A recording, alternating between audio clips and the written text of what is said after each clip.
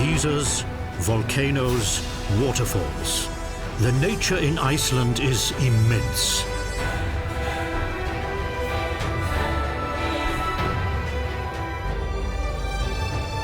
Here, the four elements of nature can be experienced as raw and close-up as in practically no other place on Earth.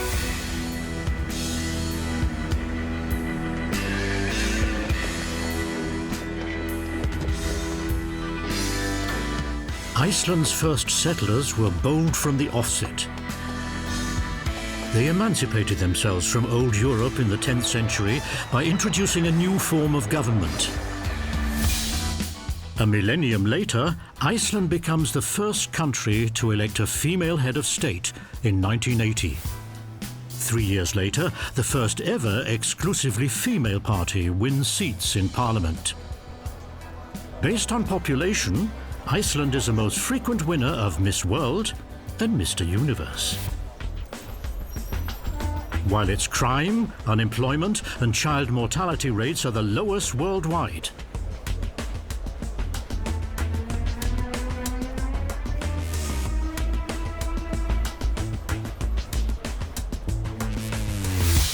Iceland also comes out on top for life expectancy, income and level of education, and it's considered the world's most peaceful country.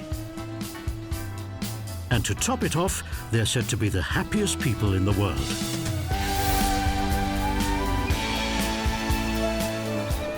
But why? What's the North Sea island secret?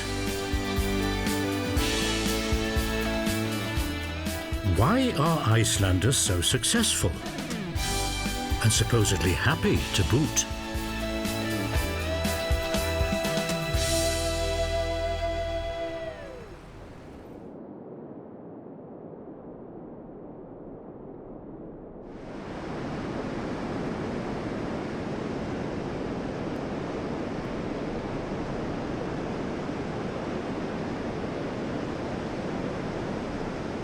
Iceland, island of sagas and legends.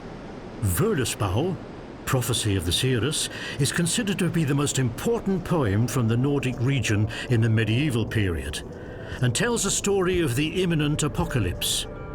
The prophecy was proved to be right, yet everything began so full of hope.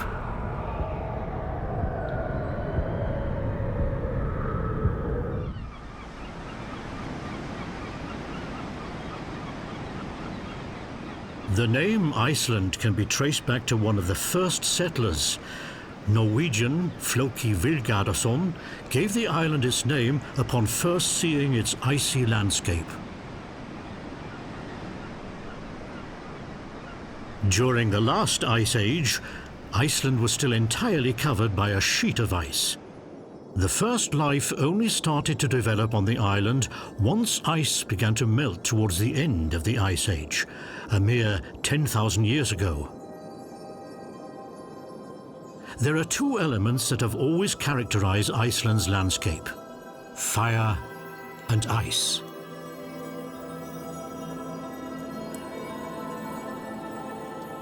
Huge volcanic eruptions still frequently occur beneath the layer of ice, up to 1 kilometer thick in parts. Take the 1996 eruption of Gauch, for example. The melted glacial ice triggered a deluge. 50 million liters of meltwater gushed into the valley per second. Anything in its way didn't stand a chance.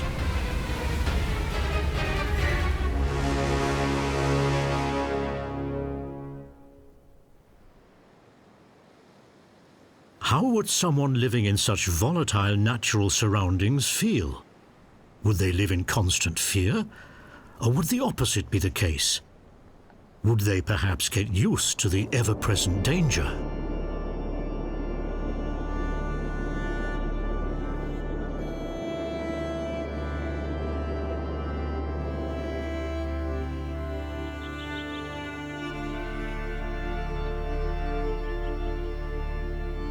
From a geological perspective, Iceland, at just 10 to 15 million years of age, is one of the youngest regions on Earth.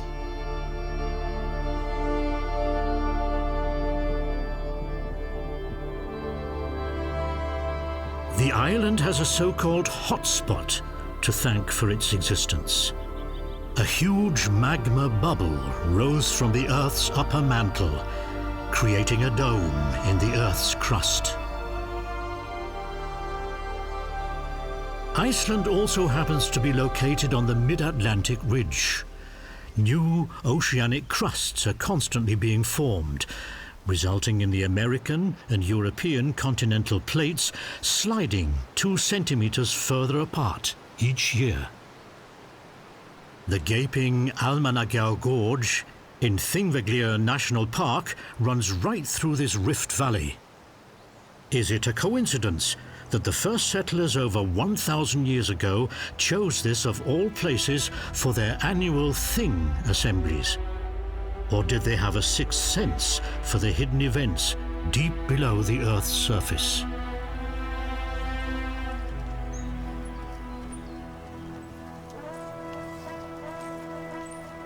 Besides a handful of Irish monks, the island was first settled in the 9th century by Vikings from Norway, although there was no group of people named as such. If a Norseman went plundering, he was called a Viking. Viking was therefore just a temporary professional title, but it caught on, despite the majority being peaceful peasants and craftsmen.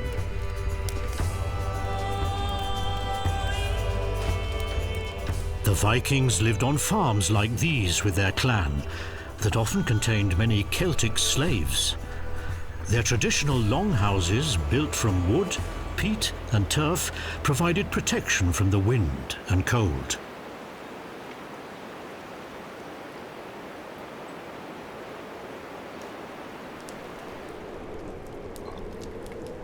The Icelanders belonged to a Viking culture that stretched from northern Germany across Scandinavia and as far as Canada.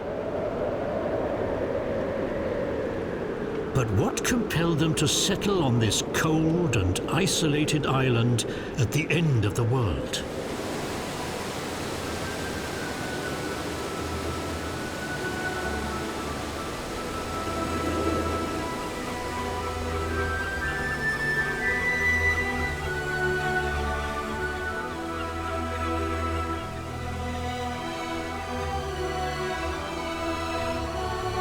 Water, and crystal clear drinking water at that, is still available in abundance in Iceland. But it's only in coastal and protected areas that vegetation has a chance of survival. Put the two together and you have decent conditions for successful pasture farming.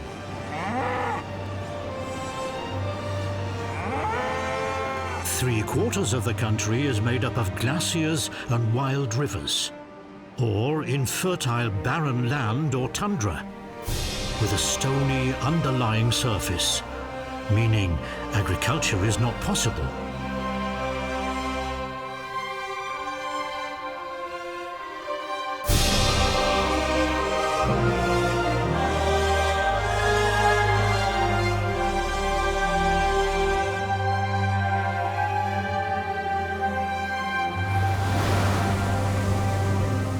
Living conditions in the Vikings' old homeland of Norway were not much better, however. Despite only just over 100,000 people living in medieval Norway, it was seen as overpopulated. The arid land simply had nothing left to give, resulting in a mass exodus.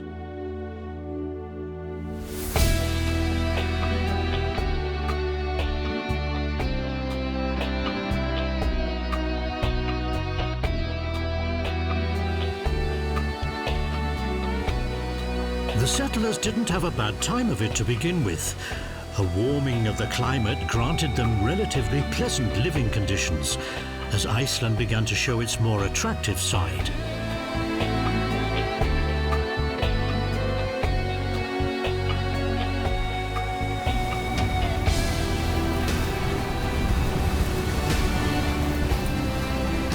But settling on the island was no mean feat. Mountains could be crossed, but the raging torrents with their colossal waterfalls provided insurmountable obstacles in many places.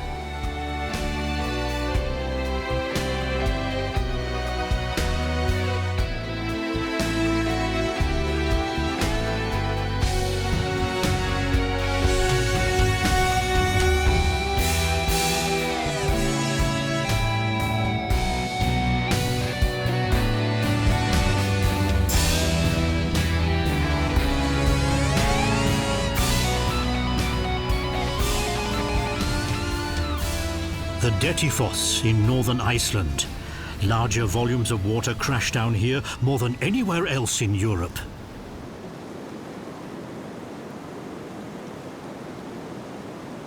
Why did the settlers choose this wet country at the end of the world of all places?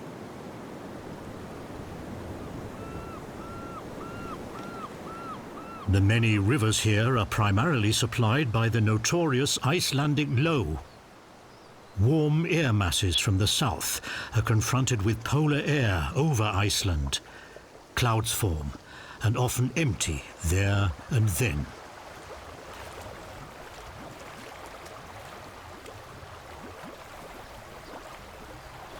As a minor compensation for the tough climate, the Vikings had the hot springs that are to be found all over the island. If you had the chance, you settled close to one of them.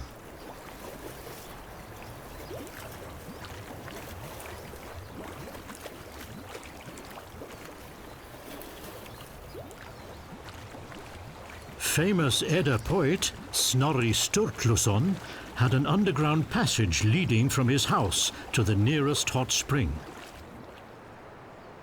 If you didn't have your own spring, you met others to bathe. These hot pots were popular meeting points, even in medieval Iceland. People would meet to converse, relax, or do business, and that has remained the case to this day. Instead of heading to a bar, you meet up at the heitur pottur, the hot pot.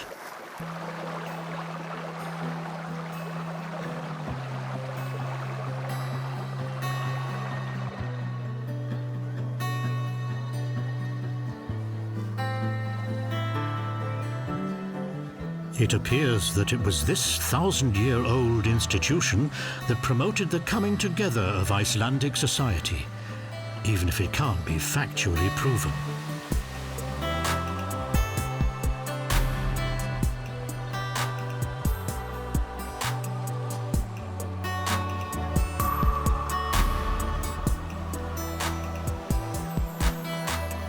In addition to the countless hot springs, there are around 170 primarily geothermally heated outdoor pools in Iceland. The most famous is Bláa Lónið, the Blue Lagoon.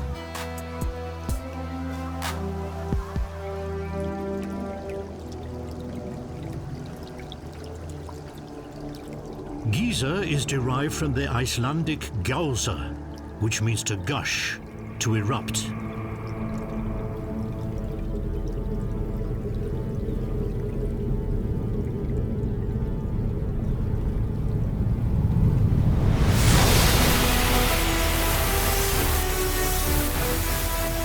Records of the Great Geyser as early as the 13th century, and it gave its name to all the world's geysers.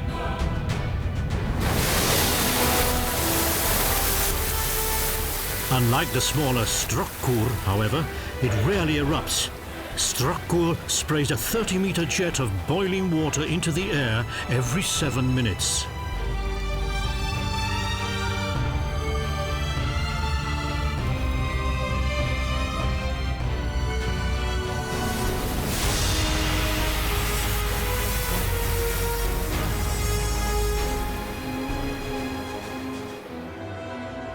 The Mývatn, meaning Midge Lake, is surrounded by volcanic craters, lava fields, and what are known as active high-temperature areas.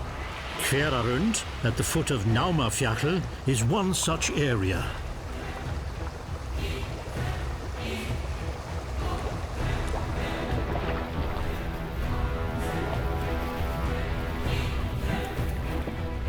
Here, rumbles can be heard below in the hot underlying surface, while all kinds of mud pools, fumaroles, and solfataras stir up sulfurous mischief.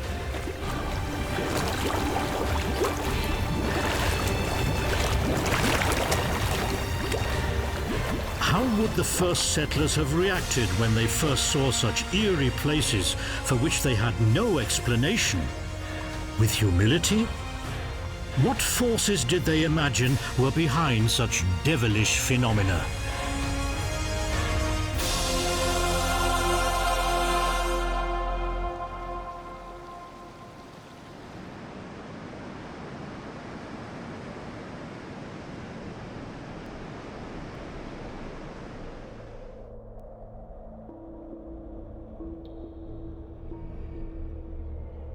In the beginning, God created the heaven and the earth was without form and void.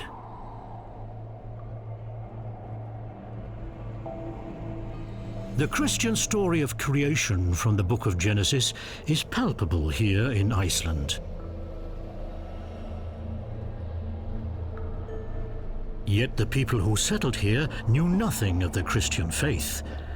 Their creation myth is derived from Germanic mythology, like in Völuspá, where the history of the world is related in 57 verses.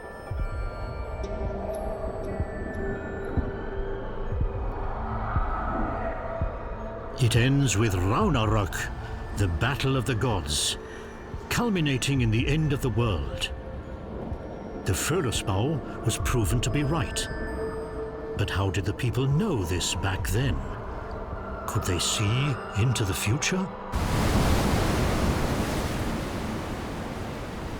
The settlers from Norway brought their Germanic myths with them. They feared Odin and Thor, whose kingdom was connected to the world of mortals via Bifrost, a rainbow-like bridge.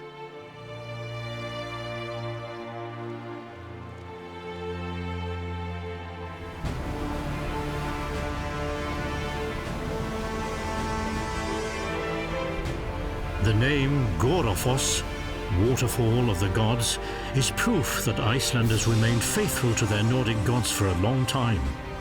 The last remaining pagan idols were sunk here around the year 1000.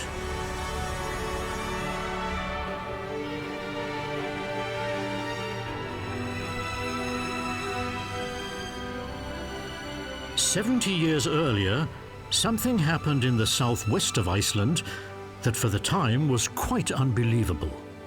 The Icelandic settlers founded their Alþingi, a parliament in Þingvellir. It is the oldest existing parliament in the world and the oldest democracy in Europe. German historian Adam von Bremen wrote in disbelief, "They don't have kings, only laws."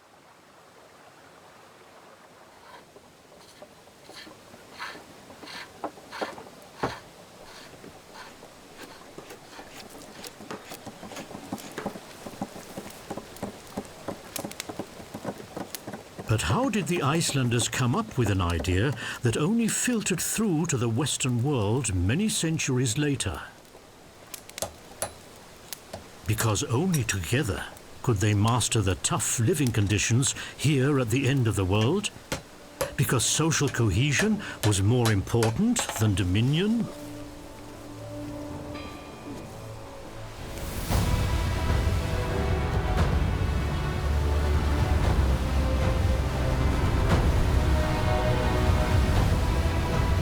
Not far from Þingvellir, the Gullfoss, golden waterfall, plunges into the depths. Icelanders see the first approximately 250 years following the establishment of the Alþingi as their Gullöld, or Golden Age. People enjoy relatively good living conditions for those times, as they had everything they needed in life, even firewood, as Iceland was still covered in trees back then.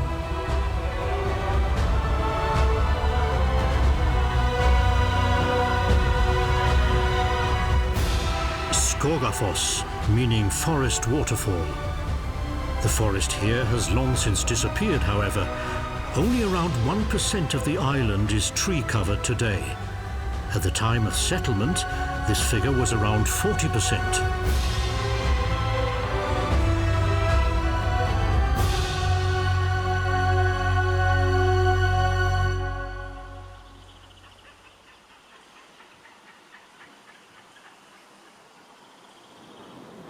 Ásbyrgi in the north of the island.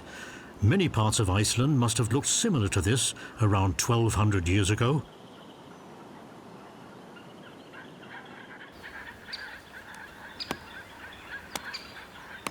A somewhat less disputed claim is that Vikings were handy with an axe. Countless trees were felled for the construction of houses and ships. The land was cleared, the wood all used up. Soon there were barely any trees left on the island. It was the settlers themselves who suffered. How was a seafaring nation supposed to live without wood? The construction material for their elaborate vessels was irreplaceable. The wild sheep in the highlands then became an additional problem, as they ate any tree seedling they set their eyes upon. All vegetation periods in these northern latitudes are very short. Young trees barely stood a chance.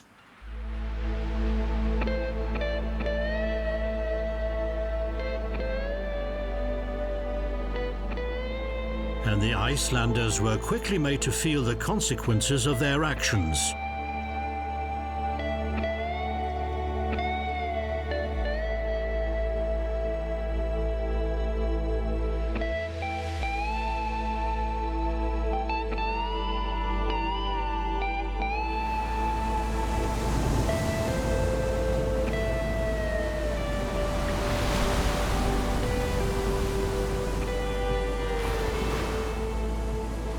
It was pure luck that the Icelanders didn't run out of wood altogether. This could have been one of the first reasons for their, what occasionally seems like, unfounded optimism. It was a freak of nature that brought salvation. Along some of the country's coastlines, it wasn't just the whales and seals splashing about in the water. A vast number of trees that could be used to build houses and ships washed up on the shores. This source of wood is yet to be exhausted to this day. The wood is chiefly larch, pine, birch and spruce that winds and ocean currents have washed over from the vast Siberian forests via the Arctic Ocean.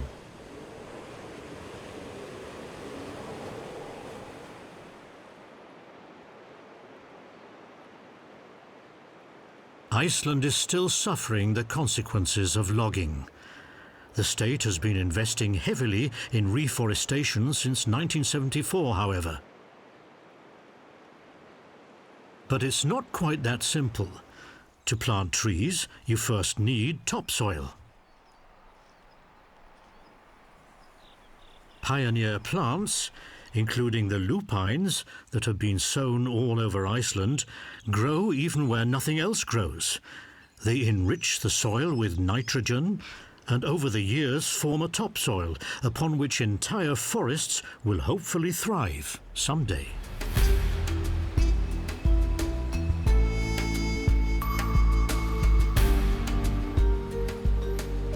However, tree coverage in Iceland is now so sparse that some people make jokes about it. What do you do if you get lost in an Icelandic forest? Stand up.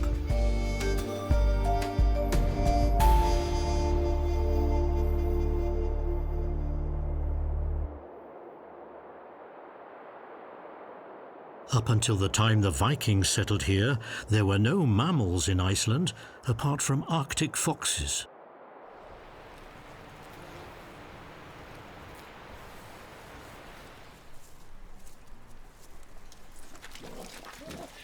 Just like Noah with his ark, they brought pretty much everything with four legs: dogs, cats, pigs, goats, cows, and especially horses and sheep. There are still more sheep than people in Iceland today.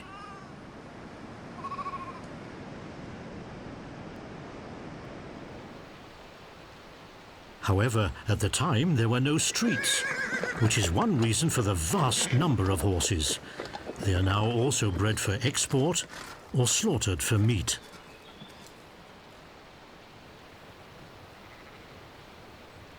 Until they're slaughtered, the horses can live in freedom all year round.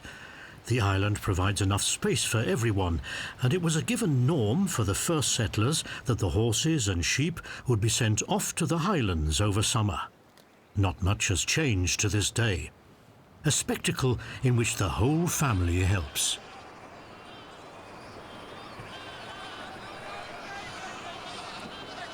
Circumstances were comparable to the Wild West.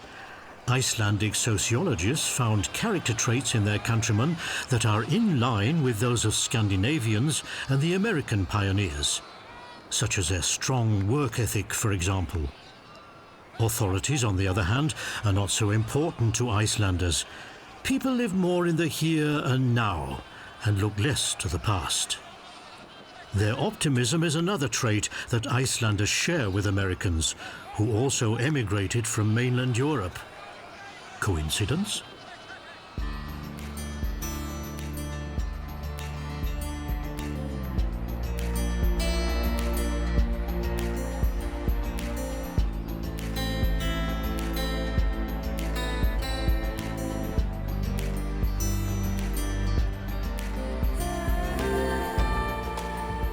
The Vikings' pasture farming completely exhausted the country's agricultural potential. The land had nothing more to give, but they still had the sea. Sure, it was fierce and unpredictable, but the great number of seabirds was a sign to the Vikings that there were ripe pickings to be had out at sea.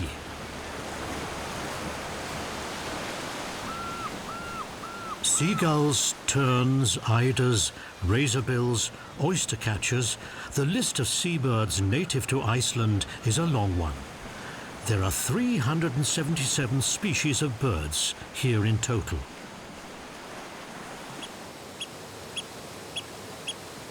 With a population of 3 to 4 million, there are more puffins here than anywhere else in the world.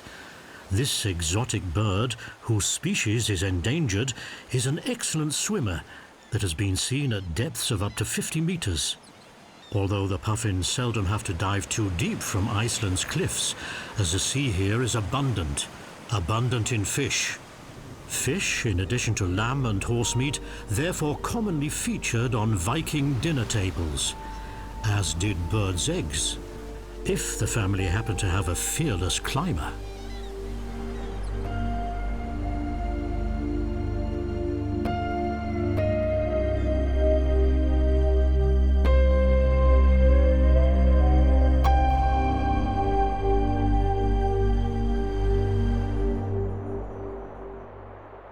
A few chieftains who inherited their positions led the Gothies. Over time, this created a concentration of power within a few clans, who fought against one another and soon plunged the country into something resembling civil war. There was no executive authority to maintain law and order, and the Norwegians shrewdly took advantage of this. The country was brought under the Crown of Norway in 1262, signalling an end to independence after approximately 300 years.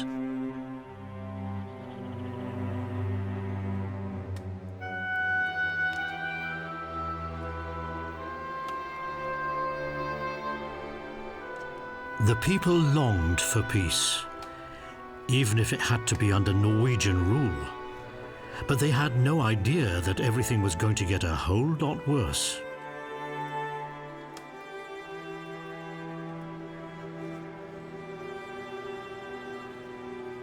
In 1397, Danish monarchs took control of the country. A trade monopoly, high taxes, and frequent pirate attacks made people's lives hell.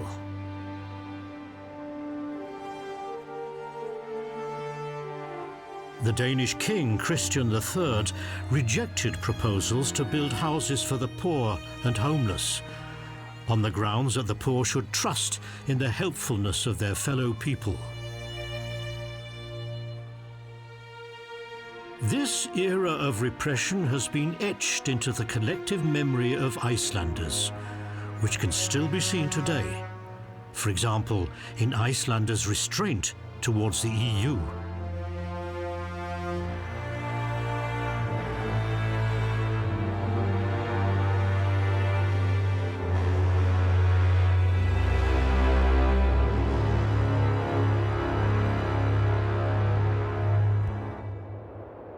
There are two seasons in Iceland, summer and winter. Winter lasts from September to May. Don't they get depressed and unhappy during these long winters?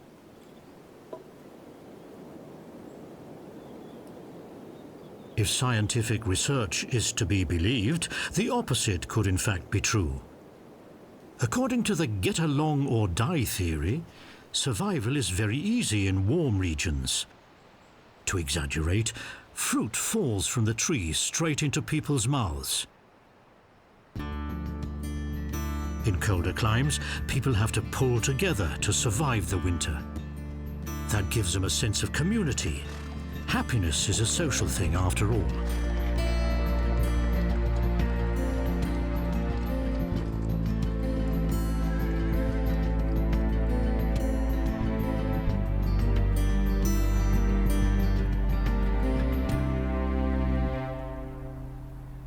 The weather is still an inexhaustible topic of conversation in Iceland. One thing that can be said with certainty is that there are no certainties. Icelanders carry weather trauma in their bones. This could be the root of their reluctance to make long-term plans or far-reaching decisions. At the time of settlement, it was still possible to cultivate cereal crops in Iceland, but the country froze over towards the end of the medieval period.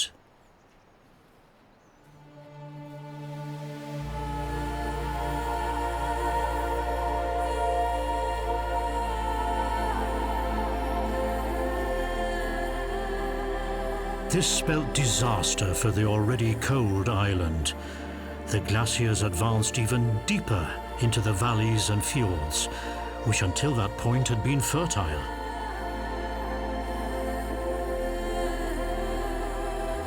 Unlike their counterparts in heavily populated Germany, where the long-term planning and farming of fields was key to survival, Icelandic farmers had only their sheep left to farm, which were left alone during the summer anyway.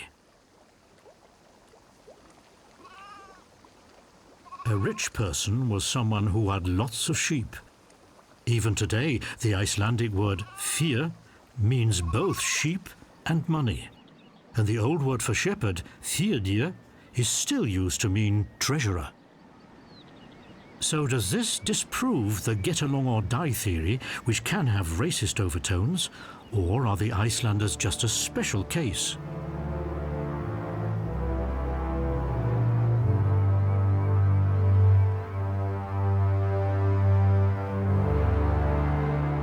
Everyday life did not get any easier for the Icelanders, who, already feeling the effects of climate change, suffered constant volcanic eruptions, as well as plague and smallpox epidemics, resulting in famine and widespread death, with less than half of the population surviving.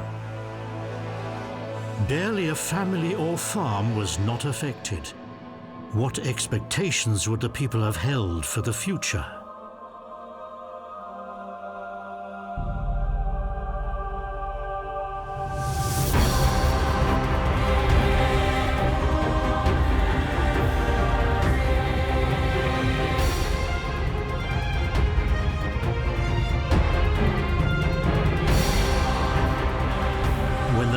Craters erupted again in 1783, decimating the population by another third and the number of sheep by 80%, the Danish government considered evacuating the entire country, but the plan was deemed impractical.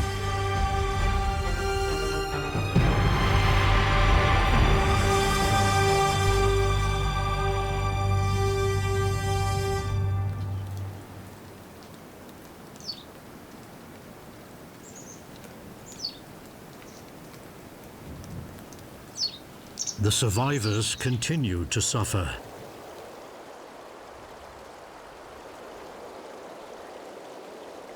Many sailors and fishermen lost their lives out on the stormy seas. The once proud republic had become an oppressed poorhouse. Up until the 19th century, only 1 in 2 Icelanders reached confirmation age. If the head of a household was to die, the property would be cleared out and the land auctioned off. The women stood at the end of the chain. they were left with nothing but their children. Sheep were everywhere. They were available even for maidservants. In Iceland, it is still common for children to look after the motherless lambs.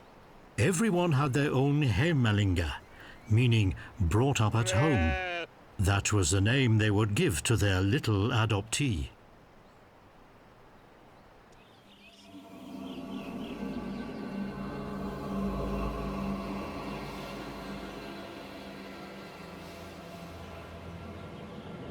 And what about the adults? What else could they do other than find solace in the hope for a better future?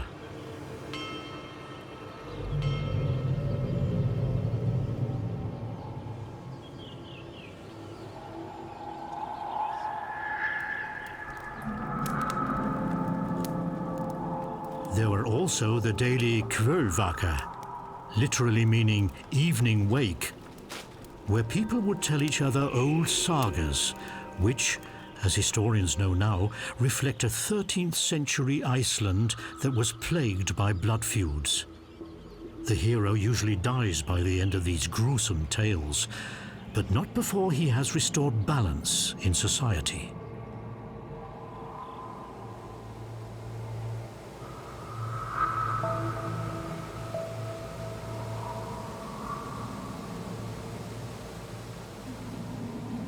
What impact did the sagas have on listeners?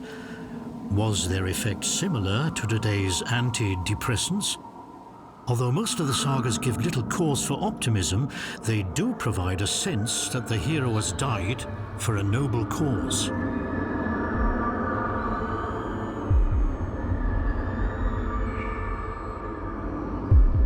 Just like the predicted end of the world in Völuspá, the prophecy of the seers is anything but optimistic.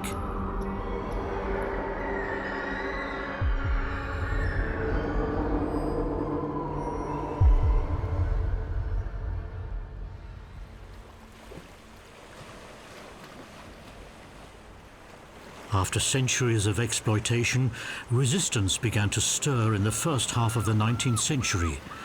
Icelanders studying in Copenhagen returned to the country with new ideas and founded an independence movement. Around 1,000 years after the establishment of the Alþingi, a republic was again proclaimed in Þingvellir.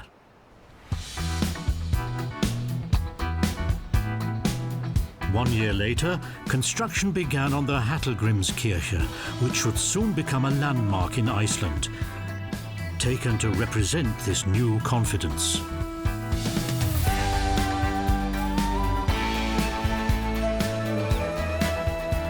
The country became more affluent, thanks to its fishing and whaling industry, and an EU ruling in 1977 that gave Iceland exclusive use of a 200 nautical mile fishing zone.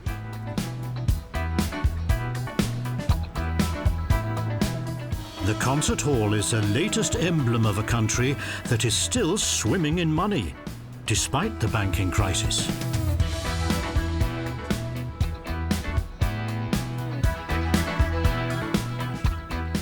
However, conversations with foreign business partners were difficult at first. Þetta reddast, it'll all be okay. This common phrase was enough to drive entire management teams of foreign companies insane. Icelanders are always prepared for anything and try to make the best out of every situation. Does this perhaps explain the high birth rate, one of the highest in Europe? Or the number of children born out of wedlock, at 60%, it's the highest worldwide. Having children out of wedlock has always received very lax punishment in Iceland. After the fourth child, you have the choice between being flogged or, no joke, getting married. The Icelanders also have a relaxed attitude towards failure. In a country where roads and bridges simply wash away, this forced optimism is perhaps the only option. success is boring, but when you fail, people applaud and encourage you to start afresh. According to psychologists, this has an incredibly liberating effect on the human spirit, which is what Icelanders infectiously demonstrated at the European Football Championships in 2016.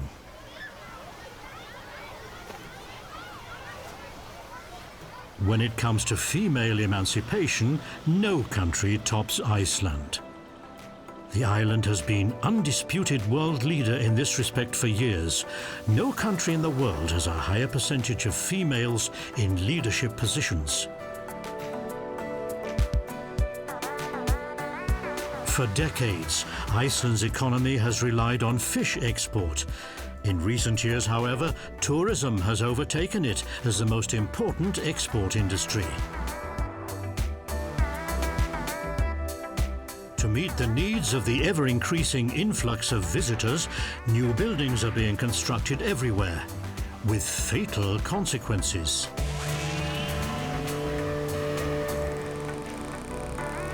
Elf Lobby blocks road project. This news headline achieved worldwide fame, referring to a non-existent elf commissioner who allegedly halted construction work. But the Icelanders are more than happy to play along. Tourism in the country is reaping the rewards of elf fever.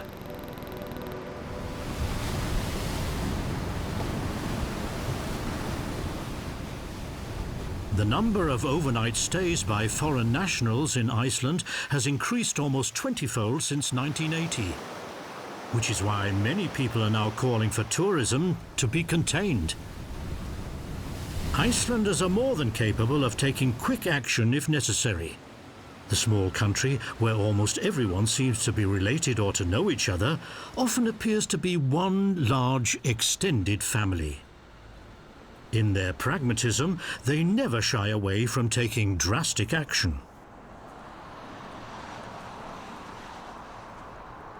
Iceland was the first industrialized country to introduce a flat tax of 36% in 2007. Tax declarations? Not in Iceland.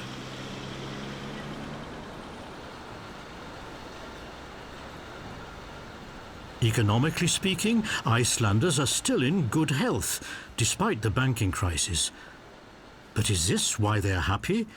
If recent surveys are to be believed, one thing has little to do with the other. Calling Icelanders the Italians of the North does seem a little over the top, however, despite their legendary tardiness.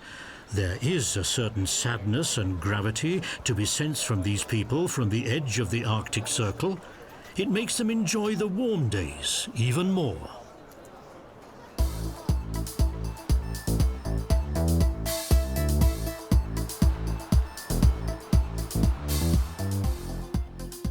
Iceland produces more energy than it can consume. Geothermal power plants use the warmth of the earth to generate electricity. Low-temperature geothermal areas are used to heat apartments, outdoor pools or greenhouses via district heating pipes. The number of tomatoes grown in greenhouses has increased tenfold since the 60s.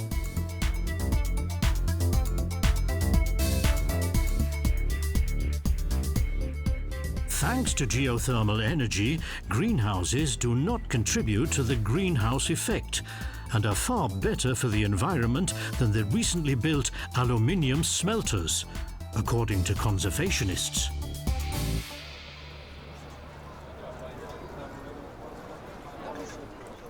Despite generally having an ecological approach, Iceland is more wasteful than almost every other country on Earth. Per capita, only the USA consumes more electricity and owns more cars than Iceland.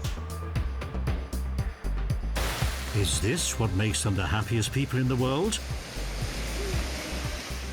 Not according to studies.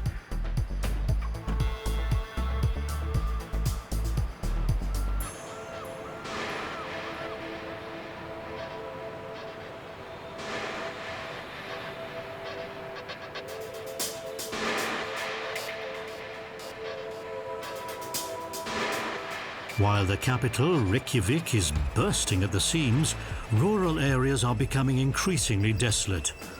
All that remains are the abandoned farms that have been passed down from generation to generation. Rural exodus.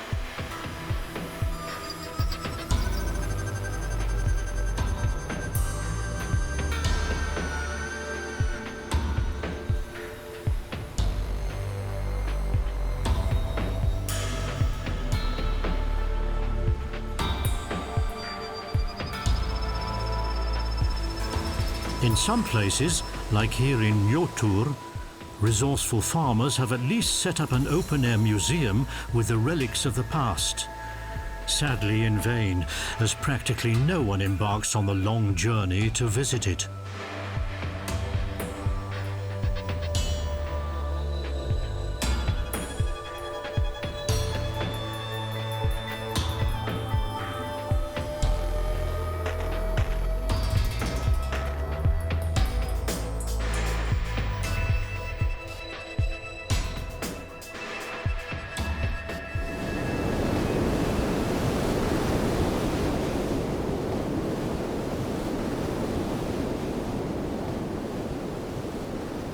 Djúpavik, in the far north of Iceland. 80 years ago, this was the largest and most modern herring factory in Europe. Today, it's industrial wasteland, deserted, ghostly.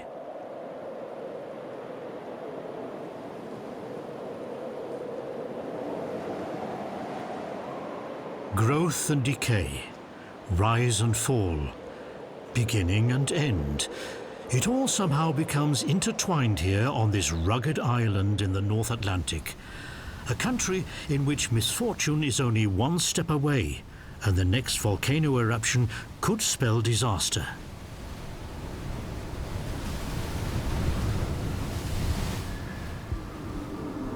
In Völuspá, the prophecy of the seeress, it led to the end of the world, the battle of the gods. Iceland in the year 1000. One part of the population has already converted to Christianity.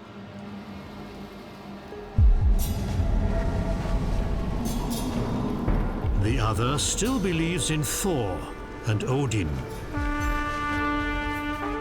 The two groups are irreconcilable. To avert disaster, they gather at Þingvellir. The situation escalates, and an armed conflict seems unavoidable. Suddenly the sky darkens. There are crashes of thunder. A column of smoke rises upwards. The world is on the brink of destruction.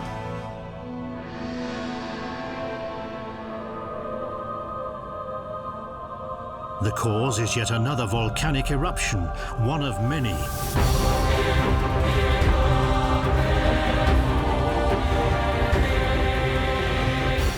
That's why, even well into the modern era, people in old Europe and even the Vatican believe that hell is a real place on Earth, and it's here in Iceland.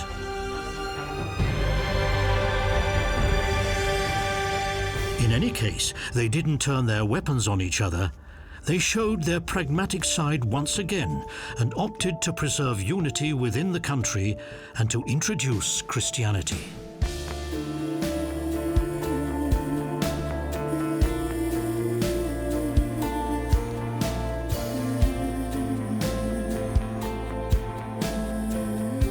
A millennium after the founding of the Republic, Iceland has now entered its second golden age. The country is rich, and even so close to the Arctic Circle, the many technological advances now allow them to enjoy an almost hazard-free life in the comfort zone. And their previously so inhospitable natural environment, which only survived into the present because of its indomitability, is now giving back where it once took. It provides a clean environment, it's a source of energy, and attracts stressed-out city dwellers in need of relaxation.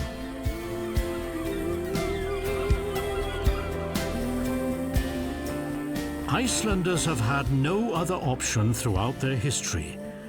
They lived here and they had to fight for survival for 1,000 years. It's what made them strong.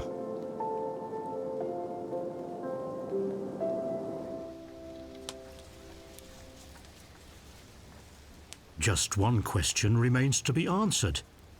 How do we explain their happiness, their contentedness?